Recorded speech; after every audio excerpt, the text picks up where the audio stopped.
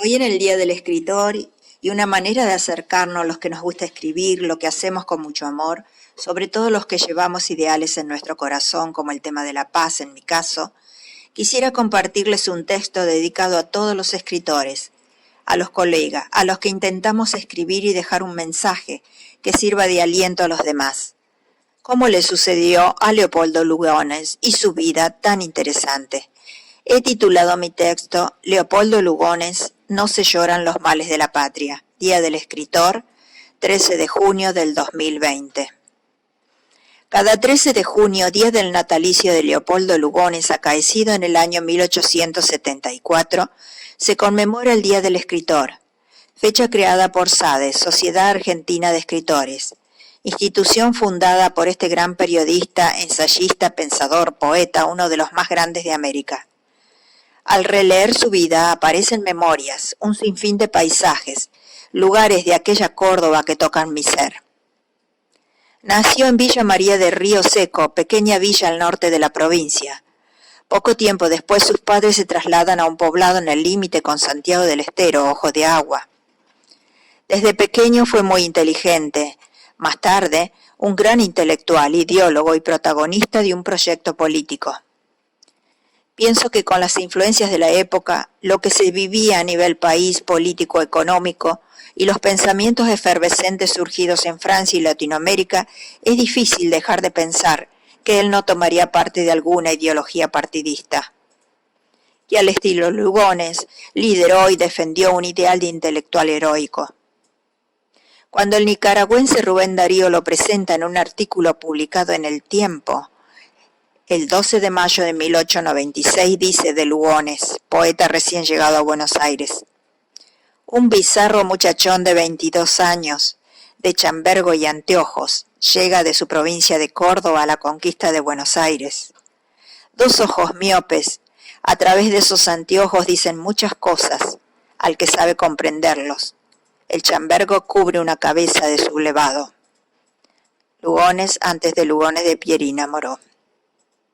En su madurez escribe poemas solariegos, refleja el lugar donde creció y se educó, en el pueblo de Ojo de Agua, un lugar que conozco bien, a mi modo de ver, diría, es un páramo donde el sol se hunde en la tierra seca y emana un calor irresistible. Fue un alumno destacado y describe esas épocas así.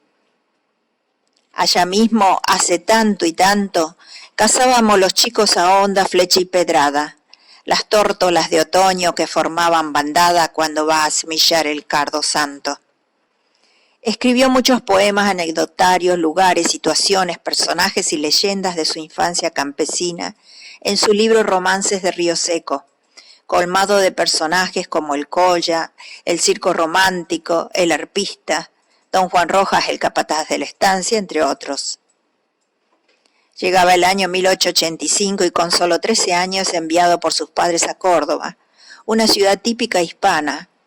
Se hospedaría en la calle Santa Rosa al 302, casa de su abuela materna, a pocos metros de la clásica Cañada, lugar de encuentros e historia y que también he recorrido en mi tiempo de estudiante universitaria y durante el último triste golpe militar.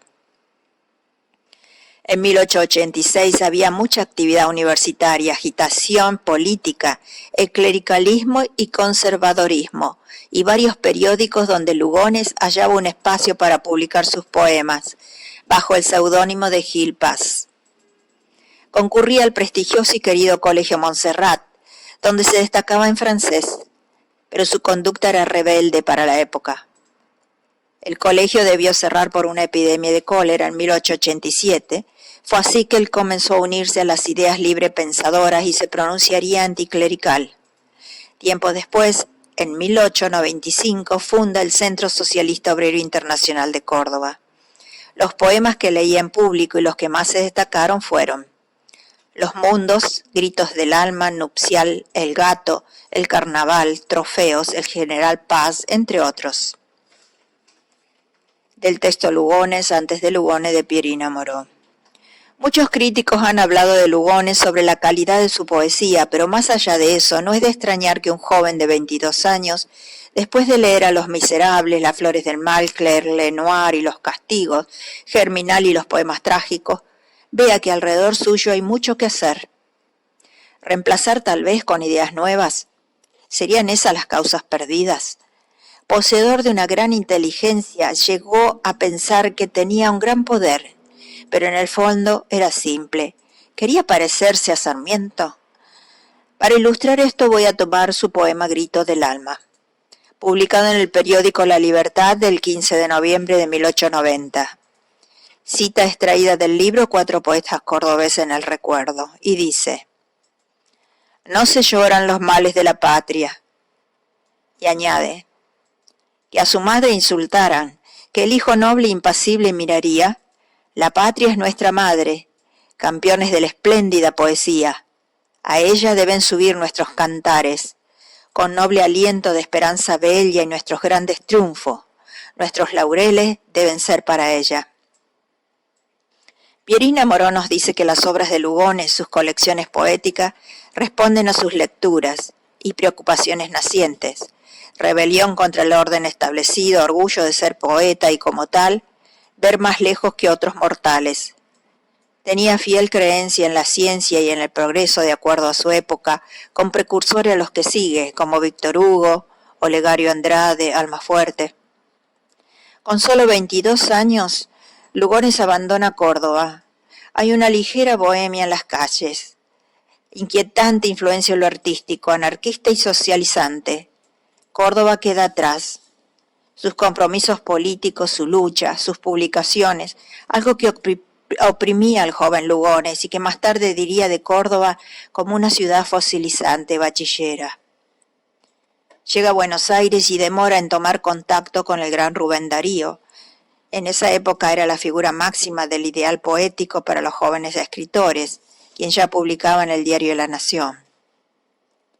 Tuvo buen recibimiento en la capital, sobre todo en el periodismo. Luchó, sufrió, vivió en la pobreza, aprendió, transitó las calles, se inspiró hasta convertirse en uno de los más grandes poetas de América.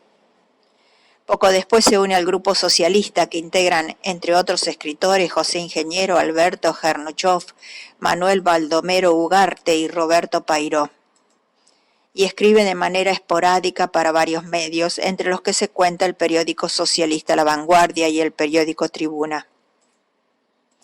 En Buenos Aires generó constante polémica por su protagonismo político, que sufrió fuertes virajes ideológicos a lo largo de su vida, pasando por el socialismo, el liberalismo, el conservadurismo y el fascismo. En la obra de Domingo Faustino Sarmiento y de José Hernández Lugones se encuentra lo que él llama la formación del espíritu nacional. Martín Fierro es nuestro romancero, citaba. Historia de Sarmiento, Leopoldo Lugones, de 1911.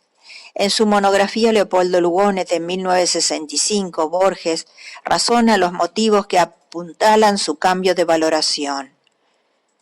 Es un prodigio de síntesis, homenaje ambiguo y socarrón ejercicio crítico, dijo.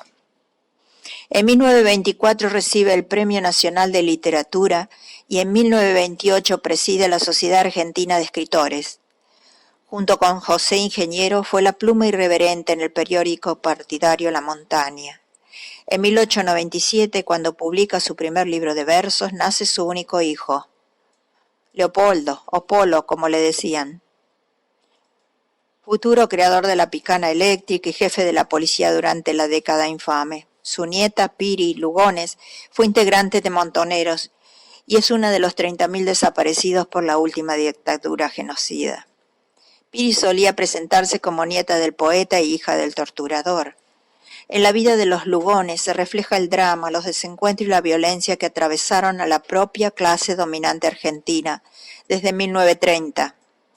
Desencantado de la política y sacudido por una infidelidad, asegura su viñeta desde Barcelona, Leopoldo Lugones decide terminar con su vida en una isla del Delta en 1938. Entre sus libros de cuentos figuran La abuela Julieta, El descubrimiento de la circunferencia, El espíritu nuevo, El hombre muerto, Francesca, La dicha de vivir, La estatua de sal, La lluvia de fuego y más. Aquí no intento ni me corresponde analizar su posición política ni los vaivenes políticos de la época que parecen repetirse en la historia de nuestra patria. Teniendo en cuenta la vida difícil de la llamada época infame, veo a Lugones como a un ciudadano involucrado en las distintas tendencias políticas que gobernaban el país, donde la civilidad temblaba y se preparaba un golpe militar que derrocó a Irigoyen en Castillo. Él queda posicionado como un héroe de la escritura y me mantengo junto a ustedes en un consecuente silencio que lo honra. Entiendo su pasión, sus ideales, como muchos que construyeron nuestra patria y han sido nuestros héroes. Como idealista y constructora de paz, hoy mi espíritu agradece ver en él un ser humano, un escritor crítico, comprometido con su país en el ejercicio del periodismo, junto a las valiosas obras que dejó. ¿Sería para aquel entonces un rebelde o un admirado pensador con un interior lleno de justicia? ¿Tomaría él en aquel entonces partido por lo que creía su corazón fiel a su razón? A pesar de su lado espiritista y esotérico que poseía, se cita en varios textos que de ninguna manera fue un bohemio. Es admirable la manera con que se construía a sí mismo y construía la lucha diaria con un poco de tinta y una pluma, y me pregunto, ¿cuántas veces habrá querido cambiar el entorno social en que vivía? ¿Cuántas veces habrá pronunciado la palabra libertad para su amada patria? ¿Cuántas veces se habrá dicho en soledad cómo continuar escribiendo en este tiempo injusto y dedicarse a algo que iba en contra de las ideas establecidas? Pienso entonces en esta patria, en la que vivimos hoy, circunstancias tan particulares de aislamiento, la patria que tanto amamos. Dejó la impronta para entender que todo escritor es un conductor pleno de ritmo y vibración de pensamientos e ideas que nutren una sociedad para engrandecerla, pero todo depende de la calidad de conocimientos que alimentan cada ser en particular y sus relaciones. Creo que él íntimamente poseía un fuerte fervor patriótico. Deseaba que ese amor a la patria que tanto mencionaba sea completado en un estado de justicia y libertad para el futuro de todos los que poblamos este hermoso suelo argentino. Y hay que seguir construyendo para que no se lloren los males de la patria. Feliz día a todos. Susana Robert, de Trelew, Chubut, Argentina. La bibliografía usada fue 4 poetas cordobeses en el recuerdo de Pierina Moró, Olga Santiago, Silvina Roncaglia, Lidia Velasco y Editorial Comunicarte del 2001, y textos de Wikipedia.